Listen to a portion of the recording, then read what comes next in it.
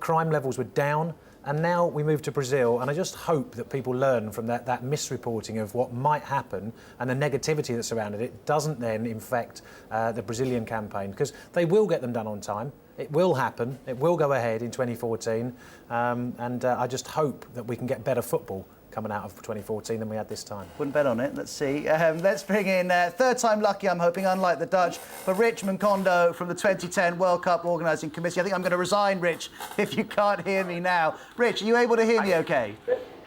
I can hear you okay. That's fantastic news. I'm at a stadium. We're having a celebration here, a staff celebration, but I can hear you okay. Well, I think from the response from BBC listeners and viewers, you deserve to have a celebration. The vast majority have been incredibly impressed by the way South Africa has hosted the tournament. If people now are watching us on BBC World News in Brazil, what advice would you give them? What lessons have you learned?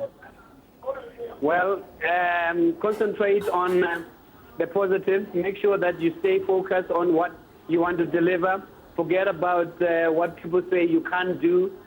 Just have a can-do attitude and continue with your work. We've had so many people who had detractors, so many people who didn't believe, but unfortunately at the end of the tournament, even actually when the tournament started, they can't believe us, we became believers. So I think what Brazil should do, just have a plan and execute the plan as they want to execute it. 95%. Just try and achieve what you want to achieve and forget what the detractors are saying. And Rich, is there anything you wish that South Africa had done differently, that you could have done better?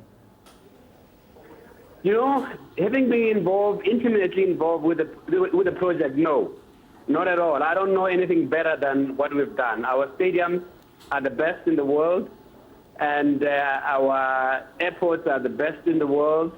The tournament was well attended, 16-year record. The last time this kind of tournament was attended as it has now was in USA in 1994, and you must know that USA has got bigger stadiums than ours.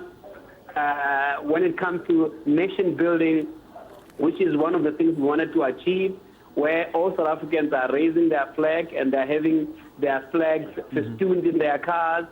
Everything that we intended to do has been achieved. I don't know of any other thing. Of course, many people would say maybe we should have sold the tickets differently.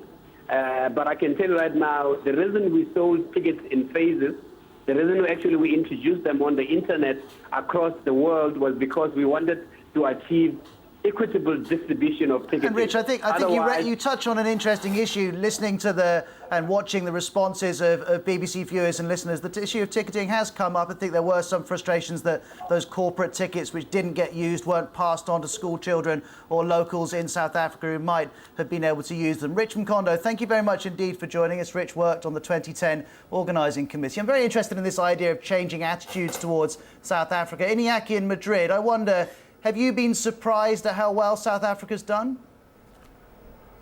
Yes, it's something that really surprised me was the fact that there was absolutely no media around, people jumping onto the field and things like that. And so, I mean, security was supreme. It was amazing, and there was no any other hype given to people that were just trying to steal it from the football.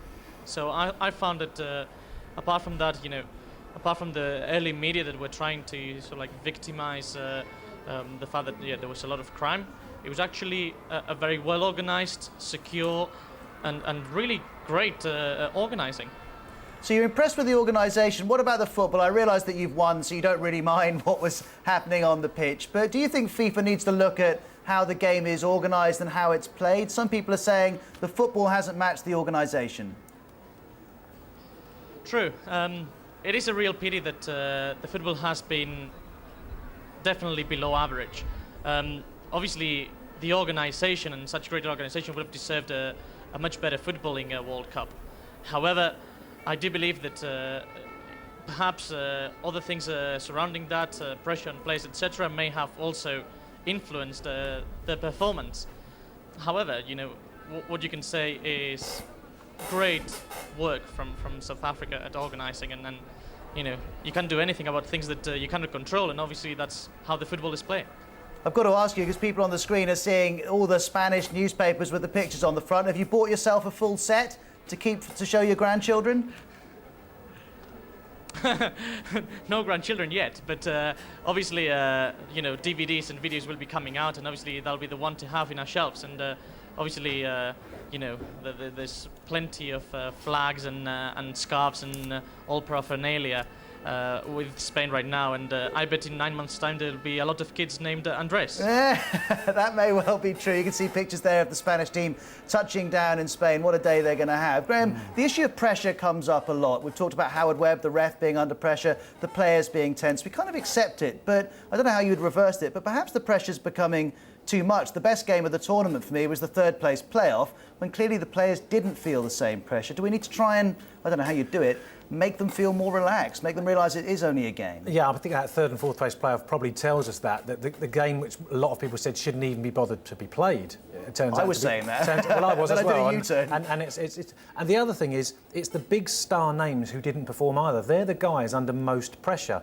And that's interesting to see. It's the teams, the guys that had a good team around them who have prospered in this World Cup, some of the smaller teams. Germany, coming in without the big star Michael Ballack, have done OK. Ghana, without Michael Essien, have done well. The expectation was taken off them. So in a way, it's been more about a team effort than individual stars. And I think that's a good thing to look forward to, because football is a team sport, but we do want our major stars to prosper. So I think taking some pressure off them is a good way. How you do that, goodness only knows. Doreen, do you think that the players are now under too much pressure? Do we need to try and, in some way, convince them to have more fun on the pitch? That is important. It is important to have fun on the pitch, but when it comes to such an event and the team, okay, they may be going to the field with a must-win in the back of their minds, and for them that's the most important thing, and they just want to go for goals and go for victory. And so, besides having fun, they want to fight and fight till the end and make sure that they come out at the end, at the last minute victorious.